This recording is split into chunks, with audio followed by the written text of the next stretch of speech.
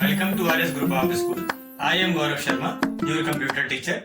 Today we are going to discuss about the topic functions and uses of operating system.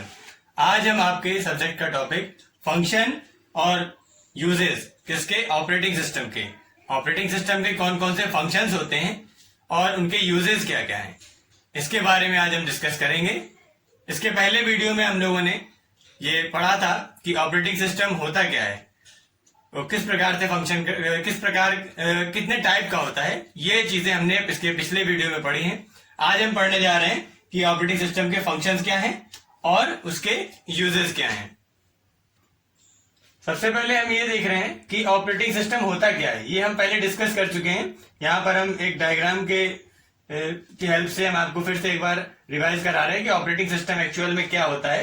Operating system एक large set of complex programs होता है, ठीक है, जिसमें कि बहुत सारे प्रोग्राम्स होते हैं, उनका सेट होता है ऑपरेटिंग सिस्टम में, जो कि कैसे वर्क करता है, act as an interface between computer hardware and user. देखिए यहाँ पर आपको दिख रहा है कि ऑपरेटिंग सिस्टम जो है, ये ऑपरेटिंग सिस्टम है, ये यूजर और कंप्यूटर हार्डवेयर के बीच में इंटरफेस का काम करता है। इंटरफेस का मतलब क्या होता है? इंटरेक्शन कराना, कम्युनिकेशन कराना, माध्यम का कार्य करता है। इंटरफेस मीनिंग माध्यम का कार्य करता है।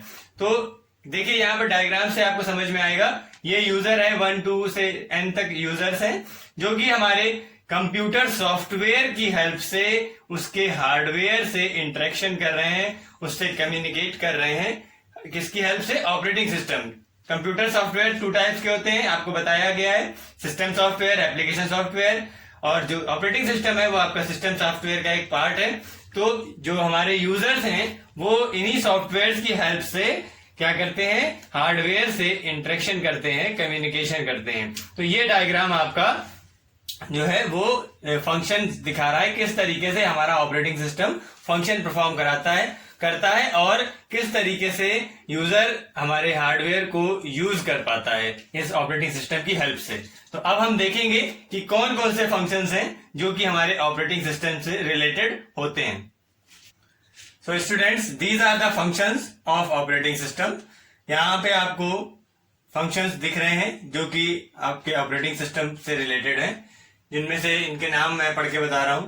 जैसे कि फर्स्ट है हमारा memory management, process management, device management, file management, security management, control over system performance, job accounting, error detecting aids, coordination between other softwares and users. इस तरीके से ये हमारे ऑपरेटिंग सिस्टम के कुछ फंक्शंस यहाँ पर दिए हैं, जिनके बारे में हम एक एक करके आज डिस्कस करेंगे। देखिए फर्स्ट हमारा है मेमोरी मैनेजमेंट। यहाँ पर कुछ इसके पॉइंट्स दिए हुए हैं, जैसे कि मेमोरी मैनेजमेंट में हमारा ऑपरेटिंग सिस्टम क्या वर्क करता है। जैसे यहाँ पर लिखा है keep tracks of primary memory और allocates and deallocates the memory.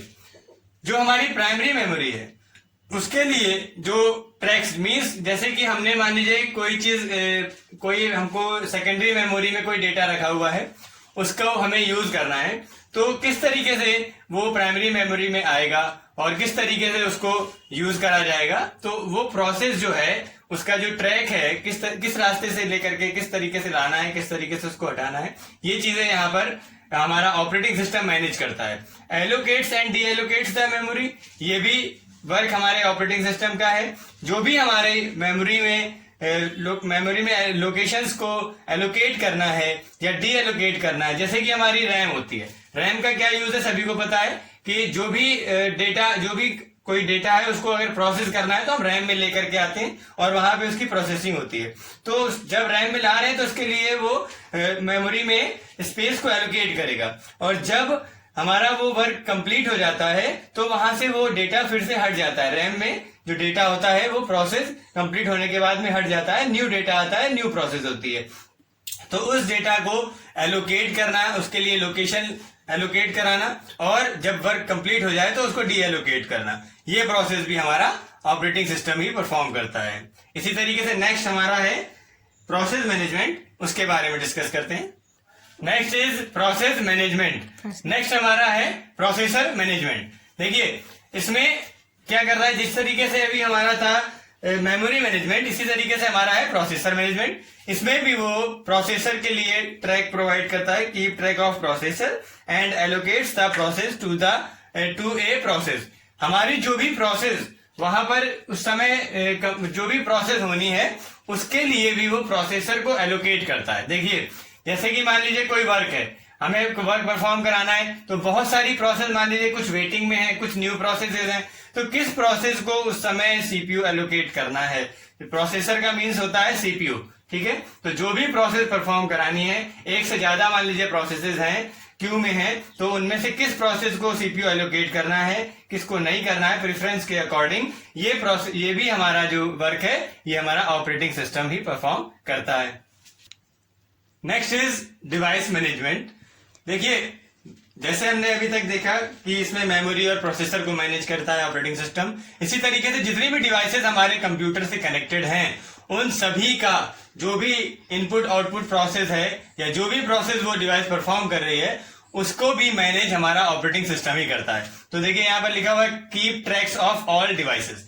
तो जो भी डिवाइसेस हमारी कनेक्टेड हैं उन सभी के लिए भी ये ट्रैक प्रोवाइड करता है and allocates and deallocates the device.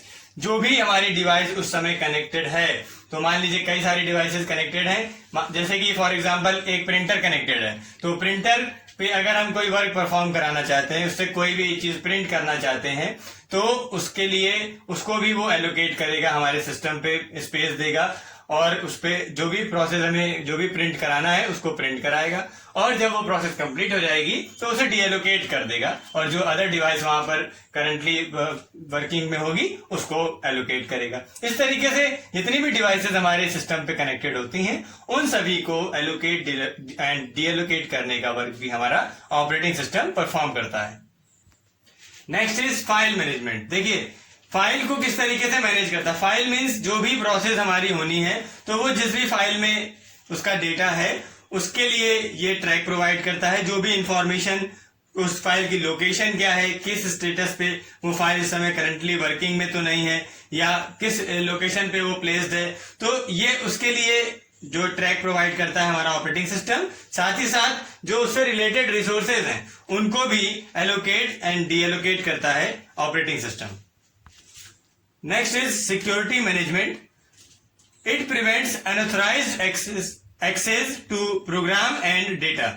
देखिए जो हमारा प्रोग्राम है और जो भी हमारे सिस्टम पे डेटा है उसके लिए अनऑथराइज्ड एक्सेस मींस ऐसा एक्सेस जो मतलब कोई व्यक्ति अगर कोई हमारे डेटा को एक्सेस करना चाहता है जो कि ऑथराइज्ड नहीं है तो उसको प्रिवेंट करता है, उसको रोकता है।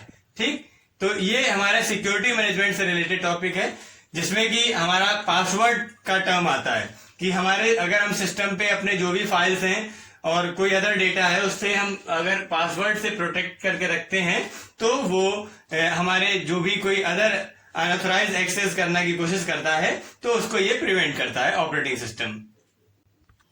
Students, these are some other functions related to operating system. यहाँ पर देखिए 6 नंबर है कंट्रोल ओवर सिस्टम परफॉर्मेंस। तो इसमें क्या होता है कि जब हमारा सिस्टम जो प्रोसेस कर रहा होता है तो उसमें जैसे कि मान लीजिए उसको रिक्वेस्ट करी किसी ने किसी वर्क को परफॉर्म कराने के लिए, तो रिक्वेस्ट करने के बाद जो वो रिस्पांस देता है तो कितना टाइम डिले बीच में हुआ उसको रिकॉर्ड करता है हमारा ऑपरेटिंग सिस्टम।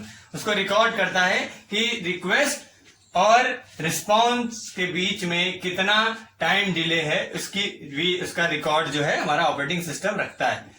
तो इस तरीके से वो हमारी कंप्यूटर सिस्टम की परफॉर्मेंस को कंट्रोल करता रहता है ताकि जल्दी से जल्दी कम से कम टाइम पे हमारी रिक्वेस्ट का रिस्पांस मिल सके।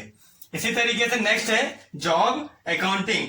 इसमें क्या होता है कि जो भी हमारे यूजर्स हैं वो जो भी रिसोर्सेज को यूज कर रहे हैं तो उसके लिए भी वो जैसे कि यहाँ पर बताया कि डिले को कंट्रोल करता है, उसी तरीके से जो भी यूजर्स हमारे अलग अलग रिसोर्सेज को यूज कर रहे होते हैं तो उन सभी को वो रिसोर्सेज एलोकेट कराने का काम और जो कितने जॉब्स कितने रिसोर्सेज कितने भी प्रोसेस कितने वहां पर परफॉर्म हो रहे हैं इन सबको वो काउंट करता है। ठीक है, कि कितने प्रोसेस एक साथ वहां वर्किंग हो रही है, ज्यादा तो नहीं कम तो नहीं, या कितने उसके लिए लिमिटेशन है, इन सब चीजों को कंट्रोल करता है जिससे कि ताकि प्रोसेस जो है वो सही तरीके से प्रोसेस सिंपल तरीके से चलती रहे। नेक्स्ट हमारा है एरर डिटेक्टिंग एड्स। जैसे कि हमारे सिस्टम पे कोई वर्क परफॉर्म हो रहा है और बीच में वो स्टॉप हो गया, तो किस रीजन से वो वर्क स्टॉप हुआ है उसको भी वो डिटेक्ट करने का काम ऑपरेटिंग सिस्टम का है। जैसे मान लीजिए कि हम कोई गेम खेल रहे हैं, फॉर एग्जांपल हमने कोई गेम खेला और गेम खेलते खेलते एक स्टेप बाय स्टेप उसको हम आगे चलते जा रहे हैं। अगर मान लीजिए बाय चांस गेम हमारा बीच में स्टॉप हो जाता है तो उसके बहुत सारे रीजन हो सकते हैं। फॉर एग्जाम्पल हमारा रैम की मेमोरी रैम कम पड़ गई, ठीक है। इसी तरीके से कोई ग्राफिक्स उसमें ऐसी अप्लाई हो गई जो कि हमारे सिस्टम से रिलेटेड नहीं है, हमारे सिस्टम पे उसकी कैपेसिटी उतनी नहीं है, तो इस तरीके से हमारा सिस्टम वहां पर स्टॉप हो जाएगा। तो जब स्टॉप हो जाएगा तो हम उसको चेक कर सकते हैं, हमारा ऑपरेटिंग सिस्टम हमको बताएगा कि किस रीजन से ये हमारी प्रोसेस स्टॉप हुई है, तो एरर को डिटेक्ट कर सकता है हमारा ऑपरेटिंग सिस्टम। नेक्स्ट हमारा लास्ट है coordination between other software and users. तो हमारे सिस्टम पे, हमारे कंप्यूटर पे जो भी प्रोसेस परफॉर्म होती है तो उसके लिए और भी बहुत सारे एक्स्ट्रा सॉफ्टवेयर की भी नीड रहती है। जैसे फॉर एग्जांपल हम जो सिस्टम पे टाइप कर रहे हैं, जो भी वर्क कर रहे हैं, आप सभी को पता है कि हमारा कंप्यूटर जो है वो बाइनरी लैंग्वेज पे वर्क करता है 0-1 पे। तो उसके लिए हमारे कंप्यूटर पे कंपाइलर का होना मैंडेटरी है, कंपल्सरी है। तो कंपाइलर हमारी लैंग्वेज को कंप्यूटर की मशीन लैंग्वेज पे कन्वर्ट करता है और उसकी लैंग्वेज को फिर से हमारी लैंग्वेज में कन्वर्ट करके यूजर को आउटपुट दिखाता है। तो ये चीज होने के लिए, जैसे कि हमने मान लीजिए कोई चीज टाइप करी तो हमारे सिस्टम पे गई, तो सिस्टम पे जा रही तो उसको कन्वर्ट करके कंपाइलर भेज रहा है। तो कंपाइलर और हमारी डिवाइस के बीच में, इसी तरीके से यूजर और हार्डवेयर के बीच में जो भी कोऑर्डिनेशन है वो सारा वर्क हमारा ऑपरेटिंग सिस्टम परफॉर्म करता है। तो इस तरीके से ये हमारे फंक्शंस थे इसके ऑपरेटिंग सिस्टम के। अब हम देखेंगे कि कौन कितने उसके क्या क्या उसके यूजेस हैं, ऑपरेटिंग सिस्टम के यूजेस क्या क्या हैं, कुछ उसके इंपॉर्टेंट यूजेस की बात हम करेंगे। स्टूडेंट्स अब हम देखेंगे uses of operating system. Operating system के यूजेस क्या क्या, अभी हमने देखा उसके फंक्शंस कौन कौन से हैं, अब हम देखेंगे कि उनके क्या क्या यूजेस हैं। देखिए यहां पर लिखा है interaction between user and computer. हमारे कंप्यूटर और यूजर के बीच में इंटरेक्शन प्रोवाइड कराने का काम जो है वो कौन करता है, ऑपरेटिंग सिस्टम करता है, जो कि हमने वीडियो के सबसे स्टार्टिंग में आपको डायग्राम के थ्रू बताया था, वही चीज यहाँ पर लिखी हुई है। नेक्स्ट है स्टार्टिंग कंप्यूटर ऑपरेशन। जब हम अपना सिस्टम स्टार्ट करते हैं, कंप्यूटर को पावर सप्लाई देते हैं, जैसे ही कंप्यूटर ऑन करते हैं तो हमारा कंप्यूटर एक प्रोसेस स्टार्ट कर देता है जिसको हम बोलते हैं BIOS, BIOS, basic input output system. तो उस प्रोसेस को स्टार्ट करने का काम हमारे ऑपरेटिंग सिस्टम का ही होता है। Next is loading and scheduling users program. जो भी प्रोग्राम्स हमारे कंप्यूटर में परफॉर्म होने हैं उनको लोड कराना और शेड्यूल देना। शेड्यूलिंग मीन्स होता है कि मान लीजिए कई सारे प्रोग्राम एक साथ हमको एग्जीक्यूट कराने हैं, तो कौन सी प्रोसेस कब एग्जीक्यूट होगी, कौन सा प्रोग्राम कब आएगा, इसको भी इसका शेड्यूल तैयार करने का काम हमारे ऑपरेटिंग सिस्टम का होता है। Next is controlling input and output. जो भी इनपुट आउटपुट ऑपरेशन परफॉर्म हो रहे हैं उन सबको भी कंट्रोल करने का काम हमारे ऑपरेटिंग सिस्टम का ही होता है। Controlling program execution. जो भी प्रोग्राम हमारा एग्जीक्यूट हो रहा है उसको भी कंट्रोल करने का वर्क जो है वो हमारे ऑपरेटिंग सिस्टम का ही होता है कि जो प्रोग्राम एग्जीक्यूट हो रहा है, जो करंटली प्रोसेस में है, उसको पूरी तरीके से सही तरीके से एग्जीक्यूट हो जाए और जो रिजल्ट उसका आना है वो प्रोवाइड हो। ये जिम्मेदारी भी हमारे ऑपरेटिंग सिस्टम की होती है। Next is managing use of main memory. जो हमारा मेन मेमोरी है उसका जो स्पेस है, एरिया है, जो वो कुछ लिमिटेड होता है। ठीक, हार्ड डिस्क का एरिया, जो हार्ड डिस्क का स्पेस बहुत ज्यादा होता है, उसके कंपेरेटिवली जो मेन मेमोरी है उसका कम होता है। तो उस जितना भी हमारे पास लिमिटेड स्पेस है, जितने भी हमारे स्पेस की हमारी मेन मेमोरी है, उसको किस तरीके से यूज करना है एफिशिएंटली, जो उसका यूज है वो मैनेज करने का काम भी हमारे ऑपरेटिंग सिस्टम का होता है। इसी तरीके से यहाँ पर लास्ट है providing security to users program. तो जैसे कि अभी हमने आपको डिस्कस किया था कि जो यूजर्स के प्रोग्राम हैं उनको सिक्योरिटी प्रोवाइड कराने का काम भी हमारे ऑपरेटिंग सिस्टम का ही होता है कि बीच में अगर कोई प्रोसेस, मान लीजिए कई प्रोसेस एक साथ रन हो रही हैं, तो कोई किसी से मिक्स ना हो या कोई अनऑथराइज एक्सेस करके किसी दूसरी प्रोसेस से कोई डेटा को ना ले सके, तो वो भी हमारा ऑपरेटिंग सिस्टम ही मैनेज करता है। तो इस तरीके से ये सारे फंक्शंस और यूजेस ऑफ ऑपरेटिंग सिस्टम थे। So students, try to understand today's topic. तब तक के लिए keep studying and be happy always. Thank you.